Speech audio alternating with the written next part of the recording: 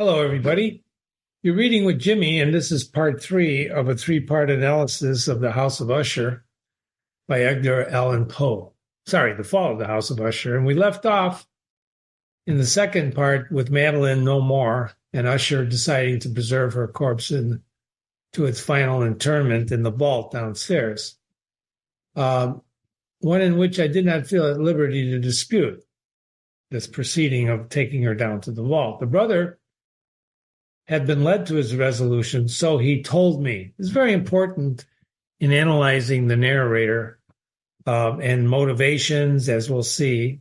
Besides this 3-part analysis, I'm going to give you an interpretation module that you can watch. But here, the parentheses is also the narrator's, so he told me. So the brother had been led to his resolution of temporarily burying Madeline in the vaults below before the final resting place by consideration of the unusual character of the malady of the deceased and certain obtrusive and eager inquiries on the part of her medical men, and of the remote and exposed situation of the burial ground of the family. So the burial ground is not in the house, it's away from the house. And it's the nature, unusual character of the sickness that Madeline has. And what is that sickness? Do you remember? Yes, cataleptic. So the narrator says, I will not deny that when I was called to mind the sinister countenance of the person I met on the staircase on the day of my arrival at the house. You remember who that was? That was, in fact, the physician. I had no desire to oppose what I regarded as the best but harmless and by no means unnatural precaution, just in case. They're going to put her temporarily in the vault in the house, just in case. In case of what? Well, in case she's alive yet. She's cataleptic or whatever. At the request of Usher, I personally aided him in the arrangements for the temporary entombment. See that short sentence? Staccato, right? The body was in coffin. We alone here bore it to rest. This is an interesting paragraph, right? The vault was so oppressive atmosphere, it gave little opportunity for investigation. They had unopened that our torches half smothered in the oppressive atmosphere. It was small, damp, and entirely without admission of light, except for the torches they're carrying. And it's lying at a great depth, immediately beneath the portion of the building in which was my own sleeping apartment. So the vault that they're putting Madeline in is right below where the narrator sleeps. I don't know how he knew that, but he knows that. So he knows the lay of the land. He's been living there now a few weeks, and I don't know how long, but at least a few weeks. It had been used apparently in remote feudal times for the worst purpose of a dungeon keep. In later days as a place of deposit for powder, because the floor and the whole of the sides were sheeted with copper. The door of the massive iron was also protected with copper. Its immense weight caused an unusually sharp grating sound. If you've ever heard the Inner Sanctum radio show, they got that creaking door, right? Grating sound as it moved upon it. It's a great tower. What's a dungeon keep? It's a great tower or innermost keep of a castle. So it's deep within the house. So they deposited the mournful burden, which is Madeline, upon the trestles of the region, in this region of horror. This region of horror. The vault. Partially turned aside the yet unscrewed lid of the coffin. So they turned aside the lid of the coffin and looked at the face of the tenant. Don't you love his vocabulary? Tenant. The coffin has a tenant. A striking similitude between the brother and sister now first arrested my attention. The brother and sister, they look alike. My thoughts murmured out a few words which I learned that the deceased and himself had been twins. Now we find out that Roderick and Madeline were twins, and that sympathies of a scarcely intelligible nature always existed between them. And you've heard of this. You've heard that twins have a connection. They were born, at the same time or a little later, one in front of the other, but they stayed in the womb at the same time. So there's always been like a connection between twins that you hear about. I don't know. Jimmy doesn't have a twin. But if you've heard about it, you've heard twins. Sometimes there's a great movie about Siamese twins, right? That were split at birth. I forgot the name of that movie. Anyway, our glances did not rest long upon the dead, for we could not regard her unawed. The disease which had thus entombed the lady in the maturity of her youth had left, as usual in all melodies of strict cataleptic character, the mockery of a faint blush upon the bosom and the face, a faint blush. I don't know how the narrator knows that, but he's saying that the disease leaves a faint blush on the face and bosom. Blush means color, right? Not white. Suspiciously lingering smile on the lips, which is so terrible in death. They replaced and screwed down the lid, and having secured the door of the iron, made our way with toil into the scarcely less gloomy apartments in the upper portion of the house. I want you to pay particular attention to this, what I just read, what we just read, what we just analyzed. They screwed down the lid. I want you to think about that. She's being temporarily interned in the vault. Why would you screw down the lid? Well, Jimmy, that's what you did. Well, is it? She's in a vault. They close the doors, right? The doors are iron. Some days of bitter grief elapse. So a little time passes. And Usher changes. This paragraph is all about his change. His ordinary manner vanished. His countenance, if it's possible, became a more ghastly hue. But the luminousness of his eye was utterly gone out. His eye twinkled and glowed, right? But it's gone now. The once occasional huskiness of his tone was heard no more, and only a tremulous quaver, as if in extreme terror. Habitually characterized his utterance. There were times laboring under some oppressive secret, to divulge which he struggled to find the necessary courage. This is all the narrator trying to figure out what happened to Usher. Pardon me. At times again, I was obliged to resolve all into the mere inexplicable various of madness, for I beheld him gazing upon vacancy for long hours, as if listening to an imaginary sound. It was no wonder that his condition terrified, that it infected me. It infected him, the narrator. I felt creeping upon me by slow, certain degrees the wild influence of his own fantastic, yet impressive superstitions. It was especially upon retiring at night, late at night, of the 7th or 8th day after the placing of the Lady Madeline within the dungeon, that I experienced the full power of such feelings. Sleep came not near my couch, while the hours waned and waned away, and I struggled to reason off the nervousness which had dominion over me. I endeavored to believe that much, if not all of what I felt, was due to the bewildering influence of the gloomy furniture. Remember, he's staying in his room is right above where Madeline was buried, right? Put in that temporary vault. And he can't sleep. It's the 7th or 8th night, and he can't sleep.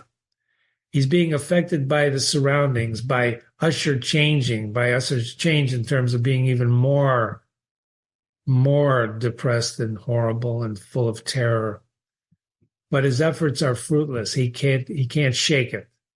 An irrepressible tremor prevailed over my frame. Remember how he was shuddering when he first approached the house? What's a tremor? An irrepressible tremor pervaded my frame. I don't know if you ever shook uncontrollably, where you shake from fear uncontrollably, or you shake for anything uncontrollably. I know when I was running a fever several times, when you run a fever and you get the chills, You can't control your body. You cannot control. You just start shaking. You go under 6 sets of covers, trying to keep yourself warm. You drink chicken soup. But sometimes when you have a fever, you shake uncontrollably. And that's what's going on with him. And I don't know if he's got a fever. I don't think so. But he's irrepressible. He's shaking uncontrollably. And there sat upon my very heart an incubus, a cause of anxiety, of utterly causeless alarm. There's no reason to be causeless alarm. There's no reason to have this tremor of shaking, and yet there it is. Shaking this off. Well, here he goes, with a gasp and a struggle. I uplifted myself upon the pillows and earnestly into the intense darkness, and I hearkened. I don't know why, except an instinctive spirit prompted me to certain low, indefinite sounds which came through the pauses of the storm at long intervals. I know not whence. So there's certain sounds. He doesn't know what they are. There's a storm outside, and in between the storm's sound, there's these indefinite sounds. He's got sounds. Did you ever hear things? We just heard a sound in the home before I started doing this third analysis, and I looked at my wife and I said, "What was that?" She said, "I don't know. It was a sound. It was like a thump. Maybe a bird hit the windows." But he doesn't know what these are. So he's overpowered by an intense sentiment of horror. It's horror. So they bury Madeline temporarily. Then why screw down the lid? Week passes. Agoraphobia is a type of anxiety disorder where a person is afraid to leave the room. Remember I told you in the last analysis to look it up yourself, where a person can't leave the house because Roderick could not leave the house? Well, there it is. It's agoraphobia. That's the condition where they're the only place they feel safe is in their home. I don't know if that's true of Roderick. Can feel safe in the House of Usher. Sounds like an interesting, strange place, but let's continue. I threw my clothes on with haste, for I felt I should sleep no more, and endeavored to arouse myself by pacing rapidly up and down. So he starts pacing. The old days you pace when you're nervous, right? I had only taken a few turns when a light step in the adjoining staircase caught my attention, and he recognized it as that of Usher. So he can recognize Usher's steps. Remember that. In an instant afterwards, Usher, rapped with a gentle touch at my door and entered bearing a lamp, and his countenance was cadaverously wan. But moreover, there was a species of mad hilarity in his eyes, like mad hilarity. Wow, yeah. As evidently restrained hysteria in his whole demeanor. His air appalled me. What does that mean? He didn't put deodorant on? No. His air appalled me. What he looked like appalled him, the narrator. But anything was preferable to the solitude I had so long endured, and I even welcomed his presence as a relief. This guy appalls him, and yet he's happy to have him with him. And Usher says, and you have not seen it? He said sharply after having stared about him for some moments. You have not then seen it? But stay, you shall. That sounds like, something's going on with Usher. Thus speaking, and carefully shaded his lamp, he hurried to one of the casements and threw it freely open to the storm. He opens the window. Remember, this is not where Usher was first met, with the windows long and off the floor. This is the bedroom of the narrator. He opens the window, and a fury of entering gusts came in and lifted us from our feet. Lifted them from their feet. The wind is so strong, it lifted them from their feet. It was a tempestuous storm out there. And a sternly beautiful night. Is the storm beautiful? Sometimes my wife thinks I'm nuts because I think storms are beautiful. if you watch lightning and wind. And it's not good to be in a tornado, don't get me wrong, or a hurricane, but there's something about a thunderstorm, a good thunderstorm, cleansing. And this narrator obviously feels the same. Beautiful night, wildly singular in its terror and beauty. Remember earlier, he's talking about the paradox of having something awful happen and yet, joyful, poetic. A whirlwind had apparently collected its force in our vicinity, and there were frequent and violent alterations in the direction of the wind. So there's a big storm going outside. I don't have to belabor it. And they were glowing in the unnatural light of the faintly luminous and distinctly visible gaseous exhalations which hung about and enshrouded the man. So everything is glowing now. It's glowing. It's eerie. It's eerie. You shall not behold this, said I, shuddering to Usher, as I led him with a gentle violence from the window to the seat. These appearances which bewilder you, they are merely electrical phenomena. They're not uncommon, and it may be that they have their ghastly origin in the rank miasma of the tarn. The tarn. Maybe they're coming from the tarn. Let's close this casement. And the air is chilling and dangerous for you. Here is one of your favorite romances. I will read it, and you shall listen, and so we will pass this terrible night together. Remember, they can't, right? There's no shutters. They just close the window, and he's going to read to him. He grabs a book, and he's going to read to him. The antique volume, which I had taken up, was The Mad Tryst of Sir Lancelot Channing. If we go down here, The Mad Tryst probably does not exist. See this note? Probably doesn't exist outside this story. In other words, then it's made up. The narrator is going to read from this volume. But it's a story inside a story, which a technique we've seen people who write these things use. They put a story in a story. And that's the case of this story of the fall of the House of Usher. And it's a made-up story about the Mad Tryst of Sir Lancelot Canning. If you've read Morte d'Arthur, there's a guy named Sir Lancelot. There's a tryst, you know what a tryst, right? And anything. So Usher's more in sad jest than in earnest. But I had called it a favorite of Usher's in sad jest and in earnest. In other words, Usher didn't necessarily like this book.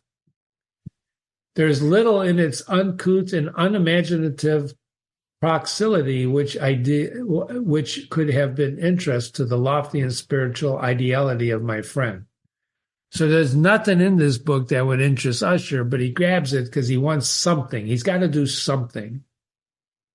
It was the only book immediately at hand, and I indulged a vague hope that the excitement which now agitated the hypochondriac, there it is again, might find relief, for the history of mental disorder is full of similar anomalies. See the parentheses again? That's telling you that the narrator is convinced Roderick's suffering from mental illness. He's got a mental illness. He's a hypochondriac, worried about it, right? So he knows that this might work. Could I have judged, indeed, by the whole overstrained air of vivacity with which he hearkened, or apparently listened, to the words of the tale, I might well have congratulated myself upon the success of my design. It's kind of a foreshadowing, because what he's telling you is that Usher is going to pay attention to this, that he hearkened to it. I had arrived at the well-known portion. Well, if the book never existed except here, the narrator's telling us that it did exist, whatever. The story where Ethelred, this is the guy in the story, the hero of the tryst, having sought in vain for peaceable admission into the dwelling of the hermit, proceeds to make good an entrance by force. Here, it will be remembered, the words of the narrative run thus. I put a little box around here because that's the story inside the story. I'm not going to read it. You should have read it. So Ethelred goes in there, and at the end of this, what he does is he cracks, rips, and tore asunder the noise, right? He's going in there, and actually opening up something, right? The wood, something happens in here, noisy, right? Fearing the rising tempest, he uplifted his mace.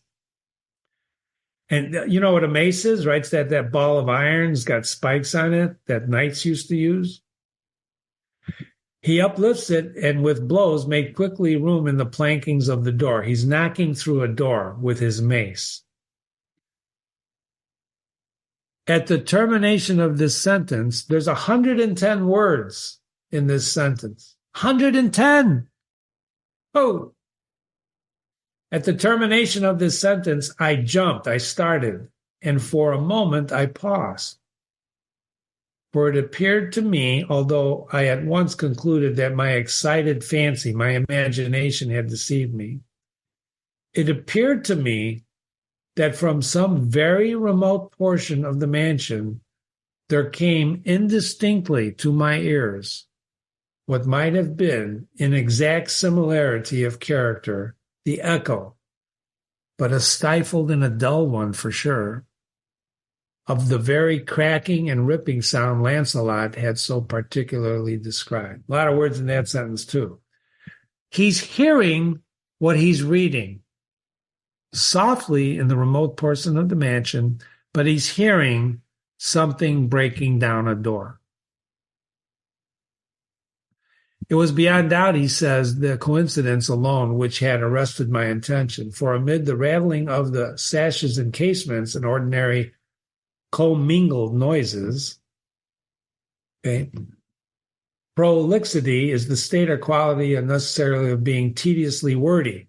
So if you go back here and you look at the word here, the uncouth and unimaginative prolixity of this story, lots of words, like he should talk. That's called irony. That's irony, isn't it? Anyway, so the sound itself, it had nothing surely to do. So I continued. So here I boxed the story again here. There's 86 words here, and then the total words in here are 144. 144! Prolixity. So he pauses again, and now feeling with amazement, for there could be no doubt in this instance that he actually heard, although from what direction I didn't know, a low, distant but harsh, protracted, unusual screaming or grating sound, the exact counterpart of what my imagination fancy had already conjured up for the dragon's unnatural shriek. If you read this, that Ethelred is killing the dragon, so the dragon starts screaming, and he hears someone screaming or something like that, but in the distance, it's oppressed as I certainly was. He's oppressed. This is weighing down on him upon the occurrence of the second and extraordinary coincidence. Do you believe in coincidences? Coincidence is described as a remarkable occurrence of events or circumstances without apparent connection. We used to argue about this. I had an art director I worked with who believed in it, and I told him there's no such thing as a coincidence. And we would argue every week, every month. We'd stop and talk and bring up the topic, argue at lunch, whatever. This is an important concept to think about if you believe in coincidences or not. And what is a coincidence? It's things that happen without there's no connection, right? There's no connection. So you trip and fall on nothing, and there's no connection because it's not a coincidence, right? What's a coincidence? Well, it's two things that happen without a connection. Let me give you a clue. Everything is connected. You just can't see it. I'm telling you right now. I'm telling you right now. What do you mean? What are you talking about? There's no, is it a coincidence? It's not a coincidence. I'm talking about coincidence. Let's continue. Don't get me started. I was by no means certain that he had noticed the sounds in question. So he's not sure Usher knows or hears what he hears. You think he does? Of course he does. His senses are right? They're tight. They're right. I could but perceive his features. His lips tremble as if he were murmuring something inaudible. His head dropped upon his breast, and yet I knew he wasn't asleep. The motion of his body seemed to vary. He rocked from side to side with a gentle yet constant uniform sway. So he's mumbling, his head is on his chest, and he's swaying from side to side. Is he having a fit of some sort? Is he thinking? He's not sleeping. What's going on? So he takes note of all this and continues. And here's the story again, right? Now the champion, having escaped from the fury of the dragon, bethinks himself forward, and he's got a shield, and on the shield on the wall. It fell down. The shield fell down at his feet. The silver floor, shield is usually metal, right? Fell on a silver floor with a mighty, great, and terrible ringing sound. You know what happens when metal hits metal, right? Clang, right? No sooner did he say this than he hears at that moment something fell on the floor of silver. He said, so he was aware of distinct, hollow, metallic, and clangorous, yet apparently muffled reverberation. Look at all those adjectives. Remember I told you this guy loves adjectives. Distinct, hollow, metallic, clangorous, muffled reverberation. Whew. Completely unnerved. That did it. He flips out. I leaped to my feet, but the measured rocking movement of Usher was undisturbed. Usher is not disturbed by this sound. Like the narrator's spooked. He's spooked. He rushes to the chair where Usher is sitting, and his eyes were bent fixedly before him, probably looking at the floor. And throughout his countenance there reigned a stony rigidity. He's scared. You heard the term scared stiff? He's scared stiff. I placed my hand on his shoulder, and he shuddered over his whole person. He shook. He put his hand on his shoulder, and he shook. Shuddered. There's a lot of shuddering in this story, isn't there? A shudder over his whole, a sickly smile quivered about his lips, and I saw that he spoke in a low, hurried, gibbering murmur, as if unconscious of my presence. Like the narrator wasn't even there. He's talking real fast. Bending closely over him, I drank in the hideous import of his words. Bending over and coming closer. Remember, this is the guy who couldn't stand his air. Now he's bending over, listening to him. I hear it. Yes, I hear it. I have heard it. Long, many. You see what he's doing here? He's gibbering. He's heard it. What is it? Remember, pronouns are very important in all stories. What is Usher talking about when he says, I heard it? I heard it. I have heard it. Long, many hours, many days, I've heard it.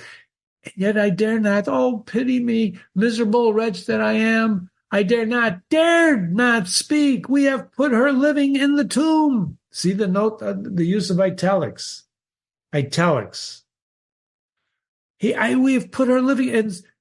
Didn't I say my senses were acute? I tell you now that I heard her first feeble movements in the hollow coffin. I heard them many, many days ago.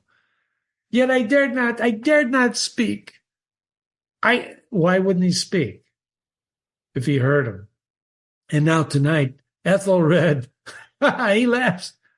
The breaking of the hermit's door, of course, see, he was hearing everything that the narrator was reading. The clanging of the shield, the rendering of her. It was the that's not what you were talking about.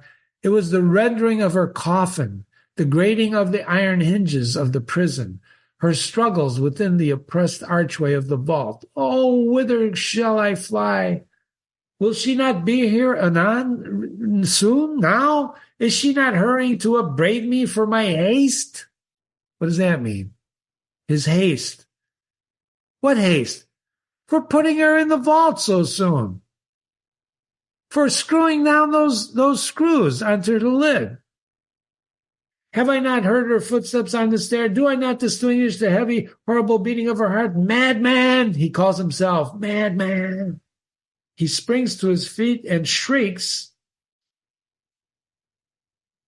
as if he were giving up his soul. Madman, I tell you that she now stands without the door. He screams to the narrators. Listen to all this. And he's screaming at the narrator, she's outside that door. And as if in the superhuman energy of his utterance, there had been found potency of a spell. What is the narrator saying? It's like he's got a magic spell, right? The huge panels, right, to which the speaker pointed, threw open slowly back. And upon the instant, their ponderous and ebony jaws, they moved slowly open. And it was the work of a rushing gust, says the narrator. But then, without those doors, there did stand the lofty and enshrouded figure of the Lady Madeline of Usher. She's there. She's there. There was blood upon her white robes, evidence of some bitter struggle of her emancipated frame. And for the moment, she remained trembling. She's trembling. She's alive and reeling to and fro upon the threshold. What was Usher doing before? He was rocking to and fro, up and back on his chair. Then, with a low moaning cry, she fell inward upon the person of her brother, falls on Roderick, and in her violent and now final death agonies, bore him to the floor, a corpse, and a victim to the terrors that he had anticipated. She falls on him, and he dies on the way down. Jeez. Note the next sentence. From that chamber and from that mansion, I fled aghast. There's the staccato, the short sentence. He got his butt out of there. I'm leaving. I got to get out of here. I'm laughing, but I shouldn't laugh. It's a horror story, right? But think about that. He just saw, you could read it as a horror story and say, oh, I fled aghast. The storm was still, of course, so the storm was abroad with all its wrath. He was crossing the old causeway, and suddenly there shot along the path a wild light, and he turned to see whence the gleam so unusual could have come from. For the vast house upon its shadows were alone behind me. Where's this light coming from? Well, the radiance was that of the full setting and blood-red moon, which had now shone vividly through the once barely discernible fissure.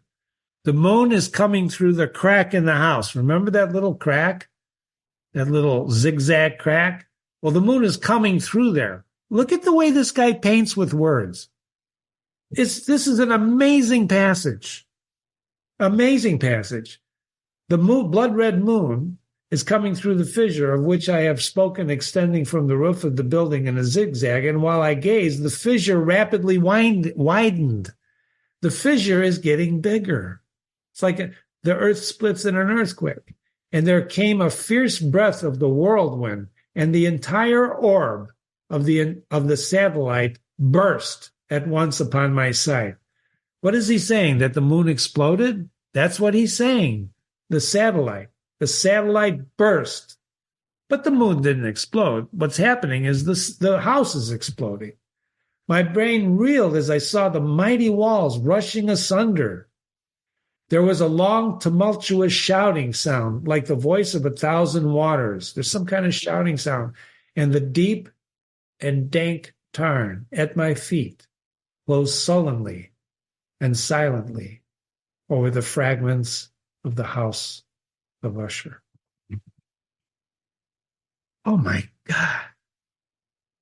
This is right. And you say, when people say people don't read like this anymore, well, they don't read. They should. This is unbelievable writing. You don't need television. Netflix, actually, I found out subsequently from analyzing this story, there's a remake of The House of Usher on Netflix. Don't watch it. It's BS. They've got a whole, in fact, go to Netflix, look it up, and then start looking at the first episode. All you got to do is look at the first episode and know that has nothing to do with this story. Nothing. Because from reading this story that Usher It's just Usher and Madeline. He's got one branch, never had anybody else around him. And if you watch the Netflix, there's cousins and brothers, sisters. It's all BS. Who can write like this today? If people wrote like this today, and if people took the time to read together and just think about this, your imagination is the only Netflix you need, ladies and gentlemen. Your imagination is a better director, a better producer, a better writer, maybe not a better writer than Edgar Allan Poe. In any case, that's the end of the story. Wow. All I could say is, wow, it's amazing. I'm going to save my interpretation for another video analysis. That'll be the bonus part 4. I can talk about this forever, and I can ask you, what's the motivation of the narrator, of Usher? You can read it as a horror story. Certainly you can. And it's a great horror story. It's a great Gothic story. You can go on Google and you can start typing in analysis of the House of Usher, and they'll tell you some things, and you may or may not believe them, but don't believe them. Go to the story. And the simple questions you have to ask yourself is, why did the narrator run over the minute he got the letter? And we could say, well, Usher needed him badly. Well, yeah, but he hasn't seen him in years. They were boyhood chums, and now they're growing up, right? But he rushed over there. Why did he do that? Why did he do that? There's answers in this story for these questions I'm asking you, and that's going to be part of my interpretation. Why did they screw the lid on Lady Madeline after they looked at her, when they already know she suffers from maybe being not dead? But they sealed her in the tomb. Why did Roderick do that? That was his, quote, beloved sister, right? He spent time with her. It's hard to say unless you start going back and thinking about it and speculating. But don't speculate outside the story. Well, obviously, the narrator is Edgar Allan Poe. No, it's not. Anybody who writes an essay like that telling you that the narrator of this story is Edgar Allan Poe is full of doo-doo. Full of doo-doo. There's no such, you cannot say that. He wrote the story. He's not the narrator of the story. Well, Jimmy, didn't Edgar Allan Poe use opium, and wasn't he a drunk? That's beside the point. It's not the narrator. Writers, when they write, they bring their experiences to bear in the stories that they tell. That's true of every story you and I have read and shared together. It's going to be true of every story you and I share together, because that's what makes a writer classic. And they draw from their experience, and then they shape it like bread dough to a story that makes total sense. And this is a beautiful narrated story. Talk about growing your vocabulary. Look at this. I fled aghast. When's the last time you fled aghast? I didn't say, never mind. Thank you. This is Jimmy. You've been reading with Jimmy. This is part 3 of the analysis. There'll be a bonus interpretation analysis of this story by Edgar Allan Poe, The Fall of the House of Usher. Email me, Jimmy@readingwithjimmy.com, Jimmy@readingwithjimmy.com. Thanks so much for listening. Talk to you soon.